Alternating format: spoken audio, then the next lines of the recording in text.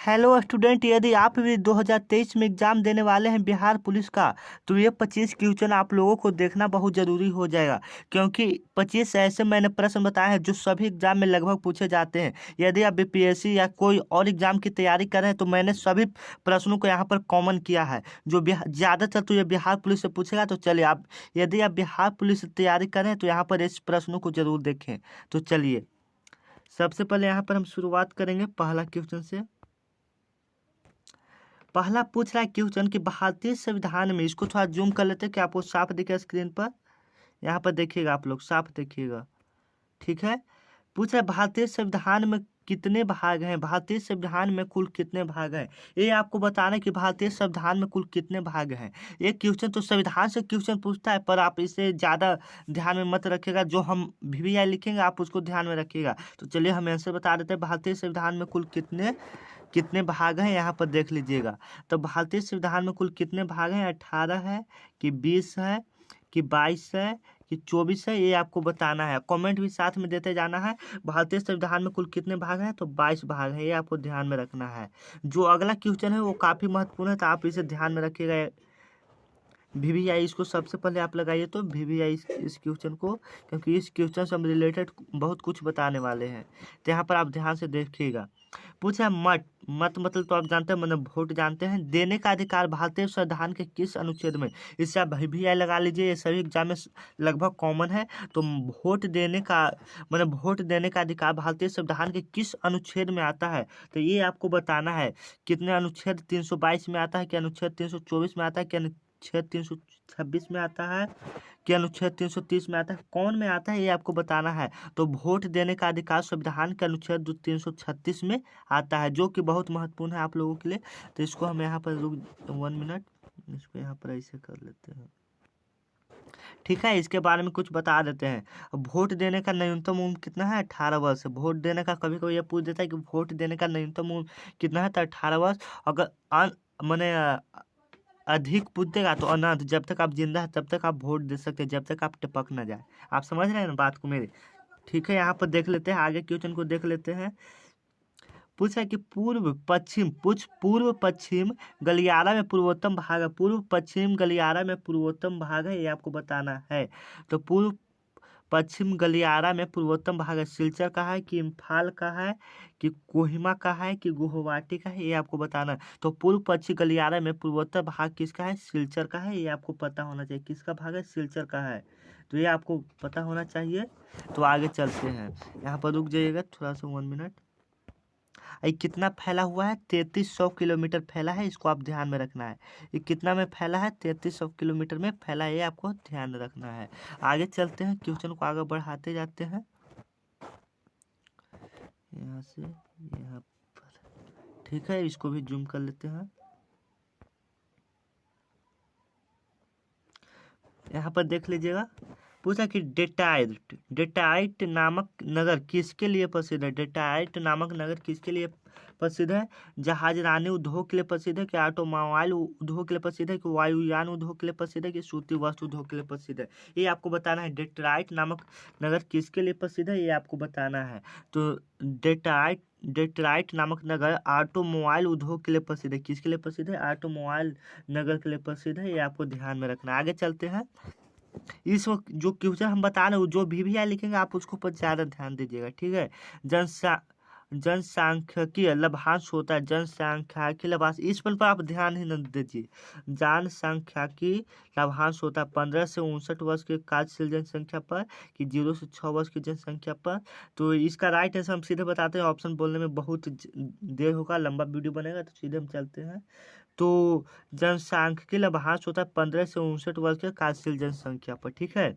आगे चलते हैं, बोला है इसको आप वीवीआई लगा लीजिए, इसको वीवीआई, क्योंकि बहुत बार पूछा गया है।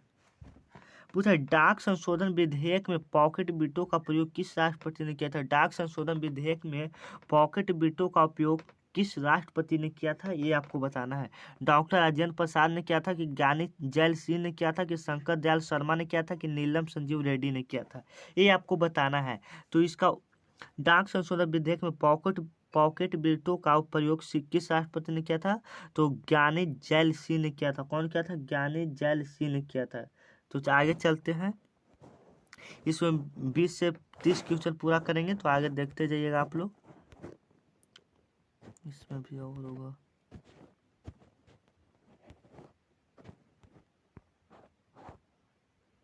आगे चलते हैं, इसमें तो नहीं है। 8वां क्वेश्चन, इसको भी जूम कर लेते हैं। पूछ रहा है, महाराजा धीराज की उपाधि अपनाने वाला पहला गुप्त शासक कौन था? महाराजा धीराज का उपाधि अपनाने वाला प्रथम गुप्त शासक कौन था?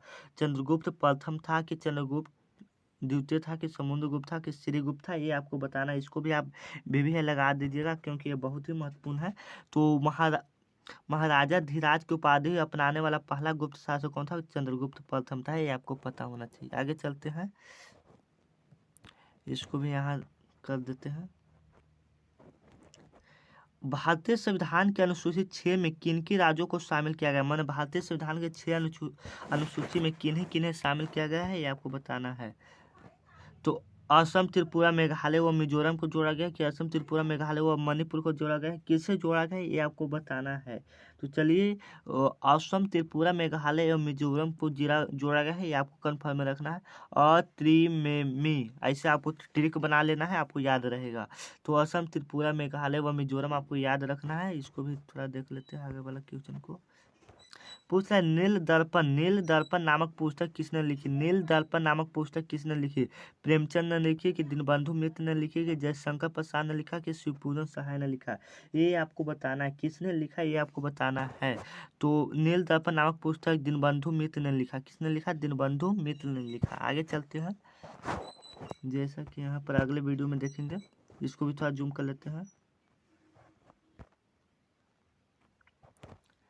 निकोलो कोंटी नामक इटालवी यात्री किसके शासनकाल में भारत आया था? निकोलो कोंटी नामक इटालवी यात्री किसके शासनकाल में भारत आया था? देवराय प्रथम के कि देवराय द्वितीय के, कृष्णदेवराय के कि हरिहर द्वितीय के? ये आपको बताना है। तो किनके समय में आया था, ये आपको बताना है। तो देवराय द्वितीय के में आया था। हम इसमें 15 क्वेश्चनों को पूरा करेंगे क्योंकि वीडियो ज़्यादा लंबा हो रहा है। यहाँ पर देख लीजिएगा। पूछ रहा है, अवध के ब्रिटिश साम्राज्य में मिलन के समय अवध के नवाब कौन थे? ये भी आई है, आप इसको भी लगा लीजिए। अवध के ब्रिटिश साम्राज्य में मिलन के समय अवध के नवाब कौन थे? वाजिद अली शाह की, अमजद अली शाह की, मोहम्मद अली शाह की, हैदर सुलेमान शाह? ये आपको बताना है। तो कौन थे ये आपको बताना है। नवाब कौन थे ये आपको बताना है। तो वाजिद अली शाह इसका नवाब थे। कौन थे? वाजिद अली शाह नवाब थे। यहाँ हम 15 क्वेश्चनों को सिर्फ पूरा करेंगे। तो चलिए, पूछ रहा है, HYSIS नामक उपग्रह का प्रक्षेपण किस यान से किया गया था? तो किस यान से किया गया था ये आपको बताना है। तो PSLV C-43 से किया गया था, इसका प्रक्षेपण किया गया था। आगे चलते हैं, यहाँ पर देख लीजिएगा।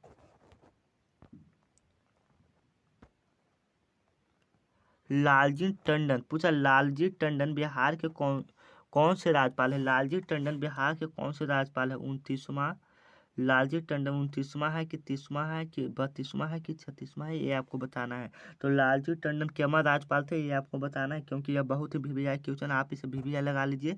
तो लालजी टंडन 30वां राज्यपाल थे। केमा राज्यपाल थे? 30वां राज्यपाल थे, ये आपको पता होना चाहिए। तो आगे हम चलते हैं।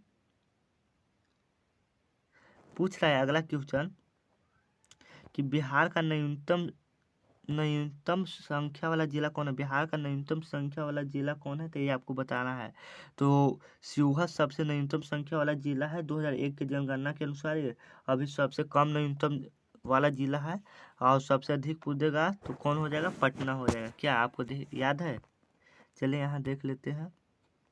पूछा, असहयोग आंदोलन प्रारंभ होने का कारण क्या था? असहयोग आंदोलन प्रारंभ होने का कारण क्या था, ये आपको बताना है। तो असहयोग आंदोलन प्रारंभ होने के कारण, इसका सबसे पहले डेट निकाल लेंगे तो 1920 से 1922 तक चला था असहयोग आंदोलन। और क्यों हुआ था? तो जालियांवाला बाग हत्याकांड के विरोध में हुआ था, ये आपको पता होना चाहिए। पूछ रहा है कि घातक क्या है? घातक क्या है ये आपको बताना है कि घातक क्या है। तो घातक एक लड़ाकू विमान है। क्या है? घातक एक लड़ाकू विमान है।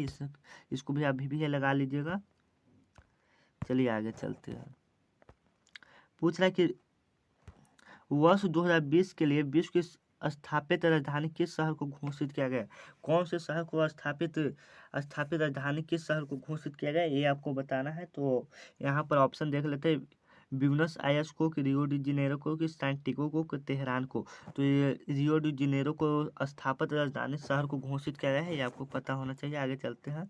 पूछ रहा है कि बिहार का सर्वाधिक लिंगानुपात वाला जिला कौन है? बिहार का सबसे अधिक लिंगानुपात वाला जिला कौन है? तो ये आपको बताना है, पटना है, कि रोहतास है, कि गोपालगंज है, कि वैशाली है। तो सबसे अधिक लिंगानुपात वाला जिला कौन है? गोपालगंज है, ये आपको पता होना चाहिए। आगे पूछा है, बिहार में शिशु मृत्यु दर कितना है? तो 38 है, कि 40 है, कि 42 है, कि 44 है, ये आपको बताना है। बिहार में शिशु मृत्यु दर कितना है? तो ये आपको बताना है कि शिशु मृत्यु दर मतलब कितना मर रहे हैं भारत में, बिहार में बच्चे, ये आपको बताना है। तो 44 बच्चे की शिशु मृत्यु दर है। आगे चलते हैं, पूरा ही कर देते हैं हम यहाँ।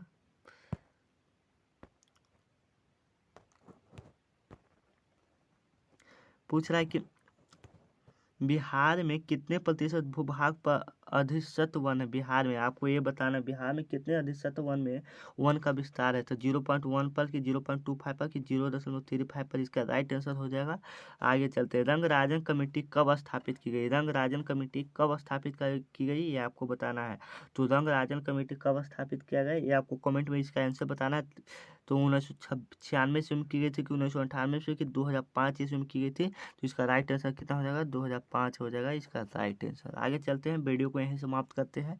तो जय हिंद, जय दोस्तों, मिलते हैं अगले वीडियो में।